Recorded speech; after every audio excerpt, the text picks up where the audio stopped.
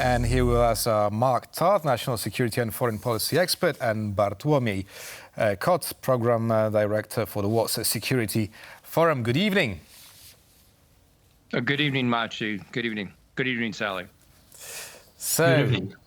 So, Mark, first question goes to you. Do you expect any major breakthrough from today's summit in Prague? Maciej, it's a great question. At least an incremental breakthrough, if nothing else. But I do kind of view the importance of this meeting on the same terms as Casablanca back in 1943. There has to be a complete change in U.S. policy. And frankly, I call it U.S. policy. I know there's some dissent as well in Germany about using German-made weapons, U.S.-made weapons inside of Russia. But there has to be a plan to win now. This reactive policy that we've taken to date in terms of greenlighting certain weapon systems and the like for Ukraine has gotten us to where we're at this point, which is a high casualty rate, a very static line in the Donbass. And the killings got to stop because now, as we're seeing and witnessing, Kharkiv itself is a city, the second largest in Ukraine, is now under direct artillery fire and glide bomb fire.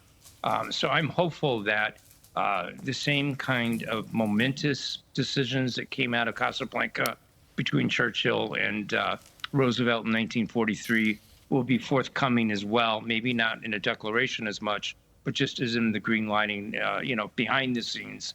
That we can get to a point in time where immediately, in terms of that point in time, where those weapon systems are green lighted to be used on the Russian forces that right now are afforded sanctuary on the Russian side of the border near Kharkiv.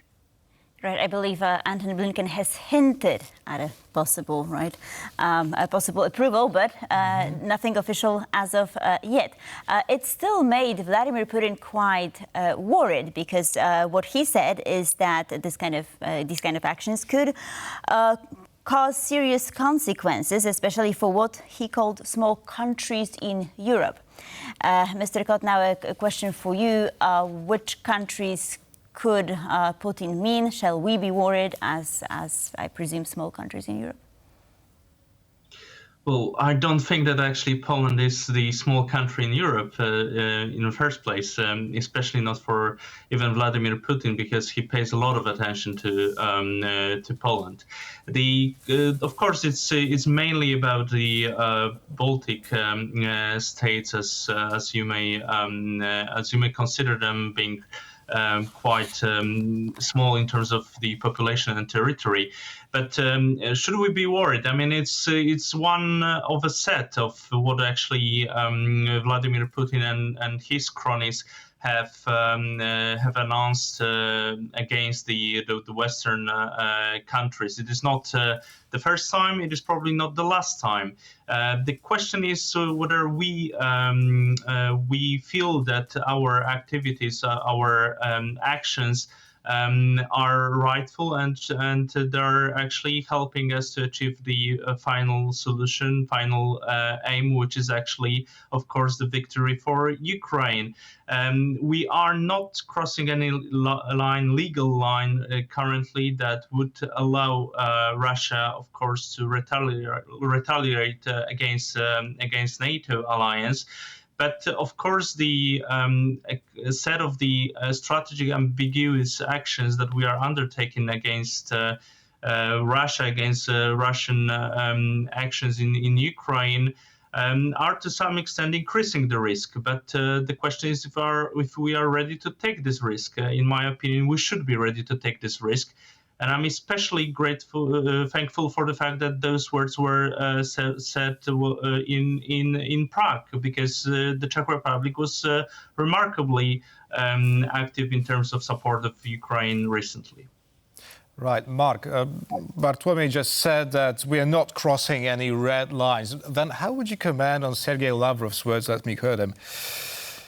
That's on the F-16 deliveries to Ukraine. We hope that the Belarusian drills on the use of non-strategic nuclear weapons that are underway now will knock some sense into our opponents by reminding them about the catastrophic consequences of further nuclear escalation, because obviously Russians consider F-16s to be carriers of nuclear bombs in Ukraine. So how would you comment on that? Yeah, Maciej, before I get to that, let me echo your other guest. Poland is not a small country. You can measure military might in different ways. You can measure it in firepower, but you can also measure it in determination and resolve. And Poland, since day one of this war, on a unity basis across their political establishment, have been very supportive of the notion of making sure Ukraine has what it needs. If you recollect, I'm sure you don't forget, Poland was the first to be leading the way in terms of getting Ukraine the air cover that it needed and swapping out the MiG-29s for F-16. So I think Poland looms large, as do the other states. They may be small in geography. They may be small in terms of their actual militaries. But in terms of leading the rest of Europe, in terms of leading the U.S. as well, Eastern Europe has very much been on the forefront of this fight. And in my mind, as an analyst who wants to see Ukraine win, that is huge. Now, in terms of what Lavrov is saying, we've heard this before. Anytime that they feel that the U.S. or its European allies are taking the initiative in terms of getting finally Ukraine X weapon system, whether it was the F-16s initially, whether it was the Patriots, the Stingers, the Abrams, we can keep going on, the ATACMS, first the cluster munitions version, then the long range version that they just got. We always hear these kind of protests, but that's because Lavrov knows how to play the game. Washington for too long, especially under Jake Sullivan, has been fearful of what John and I, Colonel John Sweet and I, my writing partner, that we call escalation paralysis. And he knows that plays in. And so all they need to do is threaten escalation, and they think in their minds that they get what they want. And so far, I'd argue that they have, because our actions to date have been largely reactive. You see very little proactive forwarding of U.S. weapons and capabilities to the battlefield on a proactive basis. It's always after some crisis, after some setback has occurred in Ukraine, that the administration finally acts. And some of that impetus, most likely lately, has just been the horrific scenes that we've all witnessed of Ukrainian civilians dying in Kharkiv, that cluster munitions attack in Odessa. So, from my standpoint, I take what Lavrov is saying with a grain of salt, and it's important. It's paramount for the West not to fall for it. Keep saying it, but that cannot be determinative of our policy or how we go about aiding Ukraine. Mm-hmm. Thank you for this answer, and thank you for kind words about Poland and the rest of the Central Europe. I mean, the way I read what Putin said, it was, to show contempt for countries such as... But I hope he did not mean us. But let me ask you about some sort of weak links within NATO, so to speak. Countries such as Hungary or Italy, countries that are, sort of very vocal about their lack of support for increased support for Ukraine, with sort of conservative parties, right-wing parties, sort of rising to power in Europe. Do you think that this trend could get bigger? I mean, what could we expect? Mr. Kot, maybe if you could take this one. Well, of course, what is happening right now during the political campaign to European Parliament, it shows us that the right-wing parties can actually achieve some smaller or bigger success as the result of the elections. Of course, this would have an impact on the policies of the European Union as such, the solidarity of the nations in terms of coming up with some solutions related to the war in Ukraine. And solidarity is, of course, the key in both European Union and NATO. Therefore, the interest of all of us to have a clear voice of all the alliance, not only of some of the countries. And of course, this is like a question that many people are asking right now, or trying to find a solution to. What I can see currently, because I've been engaging in the discussions with partners also from Hungary. I'm right now in Turkey. This is also a major NATO ally of us. There is certainly a different look on the situation in Ukraine. That shouldn't actually prevent us, of course, in engaging in discussions with those partners, addressing their concerns. What is the biggest question, though, is, of course, whether we still share the same strategic overview when it comes to what our priorities are in not only in this war, but also in the more general view. Currently, of course, NATO is the alliance for which a lot of the coordination activities in support of Ukraine are taking place. But this, of course, even if those countries do not agree to the same kind of support that we are giving countries such as Poland or Central Eastern Europe is giving to Ukraine currently, it will not prevent us from seeking different coalitions within some of the bigger countries in Europe. What is important right now is what was also mentioned by the other guests. It is, of course, the need for Central Eastern European voice to be a leading voice in terms of coordinating those coalitions in support for Ukraine. Right, Mark. Bartłomiej Kot just pointed out to the unity of NATO. Therefore, my question will be about the President of the United States. Why is Joe Biden so reluctant to take part in this Switzerland Peace Summit? Right. Unfortunately, Maciej, I think right now the U.S. is caught up in already the presidential election cycle. And again, I do not do political analysis. So I say this, solely from a national security standpoint. I think he's made the calculus by agreeing to these debates this early on with Trump that he's behind.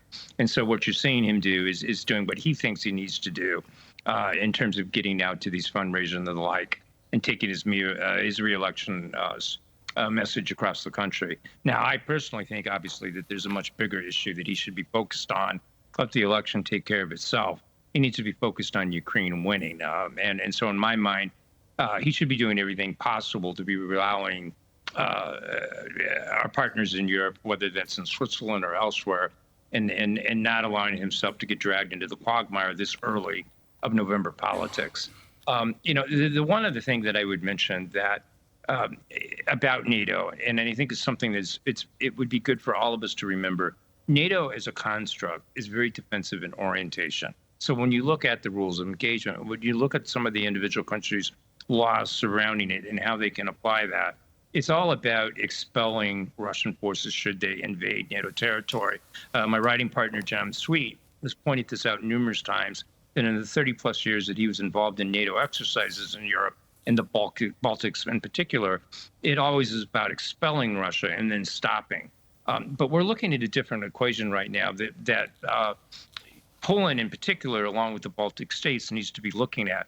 For instance, your Eastern Shield, it's a good start, as I mentioned the other day on TVP World, but it's not enough. You're going to have that counterstrike capability to interdict Russian forces before they can ever test those lines. So I would just caution everyone that as we go forward and we think through how NATO responds, you also need to be thinking about collectively how that Eastern Front responds and getting some punch that deters Russia from even ever testing those lines. Right, absolutely. I fully agree here. But let me go back to the summit itself. NATO chief Jens Stoltenberg said that the countries should agree on a certain yearly commitment that they will provide to Ukraine. I mean, financial commitment, financial support. I believe in place of this NATO membership deal that Ukraine was very much hoping for. So, Mr. Kot, do you think that this will be a viable alternative, and will they be able to reach a conclusion here in Prague, I mean, ahead of the Washington summit? Well, it is certainly not the alternative to NATO membership. Poland has been for years already actually standing on the position that Ukraine deserves the NATO membership. That was well before the full-scale invasion of Russia. What Ukraine has shown and actually proved during this stage of this war, it is of course that it is also ready to join NATO in terms of the commitment to not only values but also to the to what it can bring positively to the alliance in terms of the combat experience and readiness. So no, I don't believe that this should be actually the alternative to the membership in NATO. But we of course have to remember that there is a political disagreement currently related to the fact of Ukraine's membership in NATO. So we have to secure Ukraine without this short-sighted, let me put it that way, hope of Ukraine joining NATO, and for that reason, it is a need for us to show to Ukraine a long-term commitment to its security. And money is, of course, the most important thing right now, because it is with money that you buy the equipment, and it is actually the money that became quite a big issue recently also in the US Congress. So if NATO member states will come up with a solution to commit to the long-term financial support for Ukraine and its war against the Russian invaders, that is only to the benefit of the future membership of Ukraine in NATO. And I would actually try to look at this issue from this very perspective. I don't know if the ministers will come up with solutions during this summit. I really hope for that. But I know that this is actually a matter of concern also by many people who comment on this issue. I can only say that I keep my fingers crossed for them, because Ukraine needs that, but also the alliance needs that in order to prove that it is committed to the victory of Ukraine. So NATO needs to have a long-term plan. We can all agree on that. Bartłomiej Kot, Program Director at the Warsaw Security Forum. Thank you. And Mark Toth, National Security and Foreign Policy Expert. Thank you. Much appreciated.